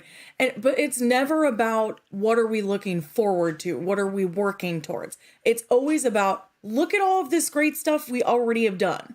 And there's no forward thinking at all on her part. And what is that if not Rick's speech to everybody saying we are the Walking Dead? We have to be this in order to get to a different place for our future. So to me, she's her own worst enemy in this situation, because if she was willing to change and look towards the future and to make this really work, then she wouldn't be in the situation that she's in now. Well, with the newspaper and everything, yeah, sure. It's already out of her hands. All of this stuff that's going on in the Commonwealth is actually helping Lance, because it's keeping Pamela diverted from wondering where the hell Lance is and what's going on there. All of her attention is on Sebastian and the news, now the newspaper and everything. Which is why it's Lance that gave her the list, which is what we said. And I said, yeah, what if they're doing a pincer attack? And again, my complaint about him saying, oh, project off to the side, he's trying to implicate these communities to make them the Commonwealth's enemies. He's not only wants to decimate and take them over, because he wants a reason to justify taking over, right? His original plan was to oh, you're the enemies of the Commonwealth, your shit's ours now. You guys planned a terrorist attack, you immigrants, whatever. All right? Like, what a reason to colonize, right? It's all part of his plan. Like, everybody seems to drop their political opinions and go like, well, I guess we have to support the country, right? Ignore the status quo for what it is to fight a common enemy. But I do want to go back to something that you had said, Bridget, about what Pamela says. Like, okay, Max is seeing a glint of, it's not the first time we've seen a glint of sympathy from Pamela. The other one was in front of Tyler Davis. I think she really is sympathetic to Tyler Davis. Could be a political front, whatever it is, but it feels like with Max, she has no reason to kind of be diplomatic, obviously, because of her answer. So I think she generally does feel concern for Max on an individual level that she detects not in a great place. She says something very interesting, and I had said that Zeke was saying this to Tommy, having the same conversation that he was having with Sadiq. He had it with Tommy. So Zeke was playing the Sadiq in the scenario, and Tommy is the Zeke. I feel like Pamela literally almost said the same words that Sadiq said to Zeke. She says, "If we can't show emotion to one another, who can we show it to?" I was like, what? Am I in Crazy Town? Didn't we just do this? But that's supposed to say something. Like, I feel like there's two sides of Pamela Milton. One that, is a decent human being person. And then the other one is frightened, terrified, stays up till 3 a.m. thinking about, but what if we deviate from the plan for 1 second? Well, I think she's a really good representation of how we all are in our regular lives. We hate change. People don't like change. Or we're frightened of change, more to the point. And so isn't that exactly how most people would be? Like, she got to hold on to the way the world was, and so she's afraid to lose that. And she's afraid to lose being at the top of it, because this is all she's known since this all started. Right. The reason why certain people don't relinquish power in certain governments, right? Because, okay, if I'm gone, who's going to take over? And she's not the best person to be leading. If she's not forward thinking, then she's not the best person to be leading. But now. Now. But so you can see why she has a hard time giving that up, because I do sympathize with that. Yeah, I don't think she's a bad person at all. I think she's a victim to the past. Shackle, like a remnant, a like creature the of habit. Yeah. But like the Reapers, Old they just habits couldn't let die go. hard. Yeah. You know, I want to go back to Aiden because I kind of wanted to give him a little time to talk about why Pamela's story reminds him about Negan and the Saviors. But he says at the end, everyone turned on Negan, even if they weren't doing it together. Simon trying to kill him, Dwight going behind his back, Eugene exploding the guns. Now Lance is creating an army and taking over the communities as colonies of the Commonwealth. Max is helping publish the article. Mercer's now they're turning on Pam. Max is helping publish the article. Mercer's starting to take out their guards. Even Sebastian is disgruntled with her. Yeah. At the end, they have no one. Everyone hates them, Pamela, Negan, even if they are working separately to take them down. Yeah, it does make me feel bad for both of them. They once had the world, but when the people see it, their way is the only way, they go against it. This is something that we had also said, that like, it's not so simple to say, oh, because we have this inclination to expose the truth. But Mercer says it best in the last episode. In Trust, he says, yeah, but what happens after that? What happens to these communities after you drop a bombshell? Do they have faith in government anymore? The Miltons? What we've achieved? Do they have gratitude? Do they appreciate the fact that they've been saved for 10 years and now they have nothing to trust anymore? So what, they start revolting, start taking things, start taking matters to their own hands, law and order breaks down, communities start to fall. It's not so easy. Aiden continues. It also shows the differences between her and Deanna, though. Deanna was constantly writing those plans. She had never written Dolor, his TB, Proderit's Slim. I don't remember what it stands for, but it was something her and to remind herself that it would be worth it. Yeah, her and Reggie always talked about that. Right. Okay. Someday this pain will be useful for you. Okay. Thank you. Latin proverb meaning someday this pain will be useful to you. Okay. Useful for you. Okay. Right. And so Aiden asks, by the time the series ends, who should be the leader of the Commonwealth? Well, doesn't that look a lot more like a parliamentary system? You have a system of parties, the Conservative Commonwealth Party, the Progressive Survivors Party, the Oceanside contingent, who might die a lot in the next episode or 3, if depending on how pornographic Lance wants to make it. I don't know. I'm not playing that game. In her mind, I think she feels like things like this big celebration are what the community needs. And honestly, she really believes that this is They're what essential. the people want. They Right. want her to put all this money into this day for celebration. I mean, I think she's just a distinct parallel to today's politicians who think throwing something pretty makes everything else not matter. That'll make them happy, and we'll just keep on keeping on the way we are. I don't think Right. she's necessarily evil. I think she's just oblivious. Right. She may think that this is enough. Yeah, I think she's just oblivious. One of the things that was made a little bit more clear, though it was the most innocuous of hints of maybe a clue into Pamela's character, on top of the fact of her reverence of what her father, the system her father, which I think we can establish, he created that allowed the Commonwealth to make it this far. So her father was actually president. The coin that Lance keeps flipping is of her father on the coin. 1982. Yeah, get this shit. I don't know about the years, I don't know what it means, but I got to actually see both sides of the coin as it was being flipped. President William Milton, 1982, is on the front, and it shows a picture of the same man whom we see depicted in the portrait of her father. On the back, there is a buffalo, like an American buffalo. It says United States of America on the top. And then on the bottom in Latin, it says, and I thought this is very fucking tongue-in-cheek, pedestri mortus est, which means, literally, it does, but it's not quite right. Okay, so it literally means pedestrian is dead. Because the Walking Dead in Latin is actually mortus ambulatio. That's what it actually means. But it's just such a tongue-in-cheek, what the fuck? Kind of like, okay, literally, Walker is dead, or the Walker is dead. So it's the Walking Dead. Okay. Why would a president have that on his back? I tried to think of any, like... Because the Miltons are in on it. Telling you. And that ties in. So it was an open secret. That ties into the paperwork that they found in the World Beyond with all the funky dates on it. The 2001 documents, yeah, Project Votus? Yeah. Okay. Well, I mean, maybe this is just another piece of the puzzle. Going on for a long time.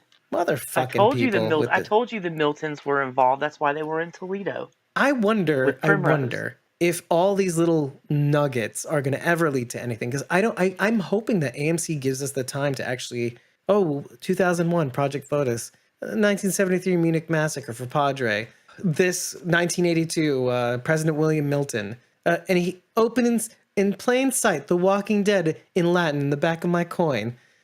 Motherfucker. I'm telling you. Yeah, we didn't know what it meant. We thought it was like a commentary on the common man. Well, we need to, it's like, you can be part of the solution, right? The self is dead. The walker is dead, right? But the runner, he lives. Oh, so apparently, okay, so our investigatory group brings in Zeke to this equation. And that's when I start getting a little bit worried. Okay, because Zeke is already starting to, you fucking asshole. Sorry. Dave, you missed it earlier when I went to the bathroom. He's like, sorry, Bridget had to leave so I could interview her. Man, at least you're funny about it. I was very busy stealing one of your co-hosts. Speaking of, I'll be interviewing Jasmine during your next recording. Bridget, you ready for our next interview? Yeah, just go ahead. I'm going to borrow Bridget right now. What do you think why do you think Eliza isn't here every day of the week? Our last 3 recordings. I think Lance is a pushy version of Simon. Oh, really, Eliza? Will that cancel us? No, nobody's listening. And it's your fault. It's your fault. Nobody's listening.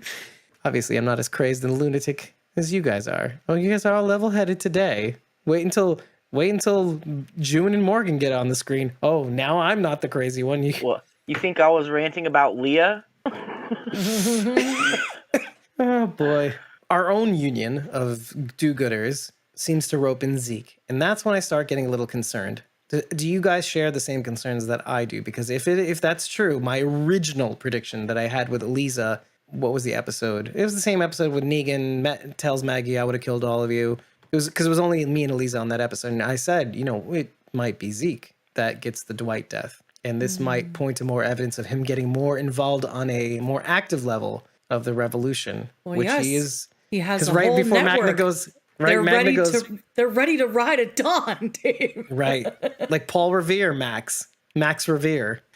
What do you think of all this so far? I'm a little this is a bit too much, Rachel posted that thing the other day about who do you think will get Dwight's death and Rick's death. And I was thinking because I haven't read the comics, right? But I have like a basic stuff I picked up from you guys. So Dwight is against Pamela, right? I mean, he's basically trying to bring down the Commonwealth. Yeah, so the system must collapse. What if the Dwight is Eugene? Because I can see what I came to eventually, yeah. I can see him taking Pamela out, trying to protect Max. So in that case, because Rick dies in the comics trying to protect Dwight a little bit or something like that, right? Am I right? No, he kind of dies in his sleep because I think, was it Sebastian kills him. In bed? I'm thinking maybe it's Rosita that gets Rick's. Oh. Yeah, so who would benefit from saying we are not? Cause we originally thought, okay, maybe it might be Daryl, but now that Daryl's on the outs, because Daryl seemed to have been defending the Commonwealth. This is, hey, it's not bad, but at least my kids get a decent life. I become a trooper. It's all for them, whatever. But now that he's on the outs, oh my God, and who takes care of RJ and Judith now? Rosita? Oh, poor woman. I wonder though, if Daryl isn't going to be at the end of this, we could have had a really good thing. And Maggie, you being stubborn and refusing to let this go, ruined it for all of us. So basically what Sharon D said earlier in the episode, where she said, I'm a little resentful that I had to kill my girlfriend and you ruined our Commonwealth life. What if it ends up leading to Daryl being well, I'm going to go back to the Commonwealth because this is what I want. I'm going to fight to keep it. So then he does get the Rick's death that he so deserved, or will he? But that's negating the possibility of a spinoff. I've said what I've said about these spinoffs. Well, I mean, it could really be the Daryl with the Walker Daryl in the spinoff. Just leaving parading his dead corpse. Right, he's got the motorcycle. He's got him in the sidecar. They're just paying Norman Reedus to just be a walker. For the entire series. But then maybe have some flashbacks, right? Or this could be even better. Wait. Carol is so fucking crazy. Walker Daryl starts talking to her. Series validated. Oh, we just have a whole series watching just a whole series of watching Daryl deteriorate. Right, but still talk, kind of like Santa Clarita Diet, right? Yes. Like that one dude. His nose can just fall off. Ooh, that was unexpected. Hey, stop fucking me. I'm gross. That head was Nathan Fillion, by the way. Yeah, great. was at first. Then they changed the guy out. Great, though. Why couldn't he just stick around for the rest of the voice? Come on, man. Bring back Follow Firefly. Daryl picked up the radio and said, he ain't here anymore. And that was like a callback to the Gabe thing. Which I thought was pretty call awesome. me Gabriel. Yeah, kind I of thing. That was pretty. Okay. No Jensen here. Like, it was like the same thing. I Jensen really here. liked that. Let's go to Daryl in the cabin. That's a very interesting sequence that happens near the end, where Daryl shoots at Lance, probably thinking he might hit him, probably thinking he might kill him, whatever. And then the soldiers might blame it on Leah, because is what it looked like. Is that what they were hoping would happen? Is that what Daryl was hoping would happen? He hits Lance, takes out the threat. He escapes from the back. What is the hope? Because he shoots at them, then he shoots at the other window, and then proceeds to go out the other window. What is the hope here? I think he was just hoping to kill Lance, and the soldiers would be like, whatever. Why does he shoot the other window? Him being a Commonwealth soldier, he would maybe he would feel like, well, if Lance is gone, then these soldiers are just going to be like, fuck it, we're just going to go back to the Commonwealth. Right. Tell him what happened or something like that. Maybe shot out the other window because he saw a soldier out there. Maybe. It just felt kind of deliberate. You know what I mean? Like, did it not feel deliberate? Like, okay, I have to make it look like Leah was shooting everywhere and she's a crazy person. I was trying to figure out exactly what he was trying to do. Because it felt like he was trying to lay Leah shooting Lance in the face rather than him. Because obviously they don't see him. They don't see that it was him in the cabin saving Maggie. But they still figured it out immediately because they went to look out the window that they'd escaped out of. Like, I don't think it fooled Leah be firing at him, though. I mean, that's what, if they still have a deal, why would Leah why would he even think that Leah would fire at him? Well, maybe to kind of make him question his choice of choosing Leah in the first place. This is why I'm saying, like, that it wasn't that last sequence just before Daryl and Maggie go away. Wasn't that a little odd? You don't feel that was a little odd? Like, what were they exactly trying to do here? What was Daryl's plan here? What was I don't he think thinking? he had a plan. I think he was just trying to shoot. Oh, there's Lance. Let me shoot him and end this right now. And then when he didn't kill him, he was like, well, let's just fucking get out of here. I felt like maybe he was trying to pin like a firefight that happened between Maggie and at least Leah, and then in the process shoots Lance, and then the soldiers maybe were the ones to. You think so I don't Leah know. left that bloody rag in the tree on purpose to show Lance where she was? Yeah, I do think that. I don't feel like he would feel that she would be shooting at him in any way. I don't think that at all. I think he would think it was Daryl or Maggie. We're pretty sharp knives in the drawer. We don't get everything right, but I feel like we do a pretty good job of analyzing this stuff. And even that, the fact that this is just so up in the air, like just an odd motion sequence from Daryl. Like, I just didn't understand it 100. I didn't understand it 100%. Everything is supposed to have like some sort of like, oh, that makes sense. Okay, that he did that. I mean, I don't know. I felt this entire That's why I said it was like a little off. Like the showrunners are just in a hurry to get this shit over with and move on to their next projects. There's not nearly as much thought and continuity and stuff as they usually do. And Well, for me, it was just this episode and a little bit of last episode, at least with respect to Lance. But this episode was just it wasn't perfect. Let's put it that way. This bothered me. Well, now that Lance has all these communities, what does it all mean? First of all, Pamela's on the outs because she's in trouble with the people. So maybe that will make her, maybe that will make her more inclined to take Lance's plan on or whatever Lance wants to do. Now she needs anything to gain favor with the people back, right? Yeah. Does that make sense? Yeah. And now that he has all the communities, he has all the buildings, at least with Hilltop, as it pertains to Hilltop. And he has some of the people that were left behind in Alexandria, and he has all of Oceanside. And then where's Virgil and where's Luke? There's also that factor too. Virgil was in Alexandria when we last left him. Luke in Oceanside with Jules. I guess that means Pamela has to start trying new things in order to stay in power, which might ultimately mean a reversal between what Pamela does and what Lance does. Lance can operate invisibility, whereas Pamela has to operate from the shadows, maybe even with our group, double dealing with Lance and whatever else she feels she has to do to maintain some sort of semblance in government.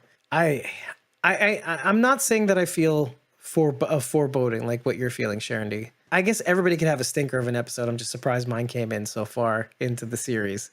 I've never hated any episode. Even Diverged had meaning. It felt a little bit off, but it didn't feel like this off. Some of the scenes just didn't make sense. The random snake, the way Lance's character ended up, just feel like, oh, we're doing this again? The crazy guy snaps, finally. They're putting us in a space where I don't know what's going to happen next, but whatever happens next, it better be good. But at least they left us at a point where things are kind of really, really, really up in the air. You really don't know what's going to happen next. You think you know what's going to happen, but you really don't. You expect it to be a certain way, but I guarantee you it is not. The fact that Daryl is on the outs is not what I expected, so kudos to them on that. I thought Daryl was like in it to win it, take whatever they got because that's the best solution forward. We started in this, at least in this trimester, in one direction, like this is how it's got to be because this is the end game. And now at least the series has got me to the point where I'm not sure that that's the way this is going to end up, and that it may not even resemble the comic book ending at all. You know, CRM aside, CRM completely to the side. That makes me hopeful. But what do you guys think? This is maybe a good place to leave off on.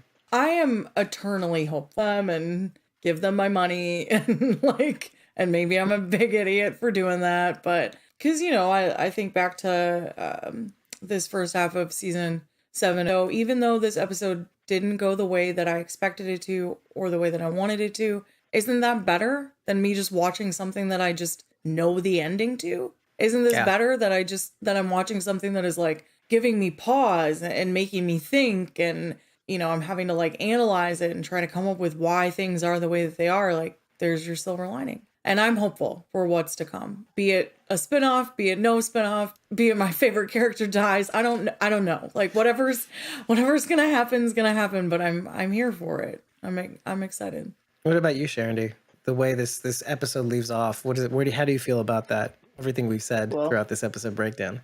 Like Ted Lasso said, and a character who I can't remember now. It's the hope that kills you. Or believe. Or believe. He puts up the sign of believe on the screen so everybody can believe and start hitting it with their hands, because you must believe. But it's the believe. Hope. It's the hope that kills you. But you know what? And yet I smile, Sharon. Yeah, and what was the lesson from that episode? Yeah, you may lose a few, but don't give up on us just yet. And what ends up happening in the series? They end up coming up on top, at least for the most part. Mm-hmm. They didn't become redundant. That's right. Believe, Sharon. Believe. It's just one stinker of an episode. Hey, I am 100% here for anything, even though I'm still mad about Leah. I'm gonna be salty about that for a while. I want a haunting of Daryl of Leah's ghost. Oh, I'd be down for that. I wanted him to you know what it is, Daryl? A la Lori Grimes. Gavin. Oh, no, Gavin. God. To Morgan. Oh, okay. Daryl, you know what it is. Floating in a white No, none of that shit. Like, this is Sharon's worst nightmare from the last episode breakdown. Why are you going crazy? But you're supposed to be the hero. I was so laughing at the image of Leah floating behind Daryl. Like, now we're thinking like Beetlejuice, right? Like, woo, what the fuck are you doing? I can't even see you. Anyway, whatever. Leah Shaw. Nobody can see you. Leah Shaw. I can't believe you cut holes in my $3,000 sheets. She's sleeping with Prince Valium tonight. Leah is, at least, instead of Prince Filthy. Prince needs a shower. Anyway, if you like what you heard, head over to ratethispodcast.com/squawking dead until we get a new thing. 5 stars and an eggplant is all we need to know that you love us. But please use it as a sounding board to rate us on any of the platforms available to you on that platform. Tell us what you liked, tell us what you didn't like, but tell us after every episode, because it really, really does make a difference. Your ratings help drive traffic towards our podcast, because we need a little bit more traffic. And it could be you sharing these podcasts on social media. It could be you talking to a colleague about this podcast that you're afraid of telling people because you don't want people to judge you. You watch The Walking Dead, be proud of it, and be proud that you're listening to us while doing it, because we're the best Walking Dead universe podcast. If only you would tell other people about it. But listen, if you really like what we're doing, jokes aside, and you really want to be part of this journey, like let's say this podcast isn't as popular as it should be, but you still like it enough to kind of You like it at that intimate stage where it's just a few of us. It's just us together. You want to get intimate with Squawking Dead. Head over to ko-fi.com/squawkingdead and just follow us. And when you feel like jumping in with a tip to get 30 days of supporter back content to our supporter back content, or joining a membership tier for as little as $1 a month to get that content perpetually, you can jump in whenever you feel like and feel confident knowing that you are sending us a signal that what we do here matters, because it's not about the money. Yeah, come on, man. I miss you, buddy. Anyway, I that, by the way, great. Sharon, you would love that show. It is watch some of it.